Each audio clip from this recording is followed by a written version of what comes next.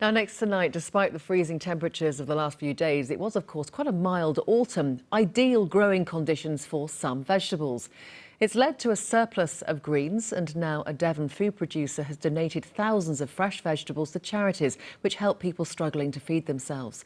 As John Danks reports, Riverford, along with its veg box customers, has covered the harvesting costs. Food on the move.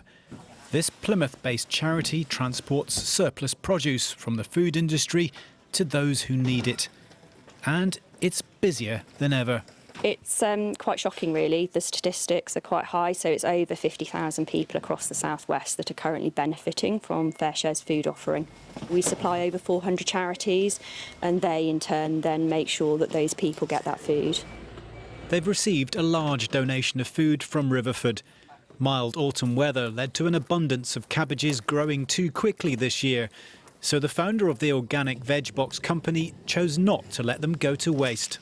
You know, bearing in mind what I read in the newspaper about people struggling to feed their families, that just seemed a tragedy. So we came up with a scheme for me personally and our customers to pay for the harvesting cost of the vegetables, and working with FareShare to get them to food banks and those in need.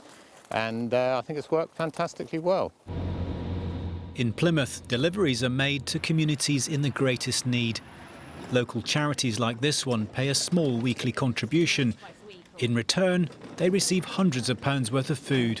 Last week, during the week, we served 100 adults and children, and we ran out of food. So we probably had to go to the local shops and get some more food and that. But yeah, we are very busy. It's very much appreciated by the people that use us. Next stop, a food bank in Cornwall. At this community larder in Millbrook, organisers say the number of people using the service has risen by almost 50%. Later opening hours are being trialled so that working households can access it more easily.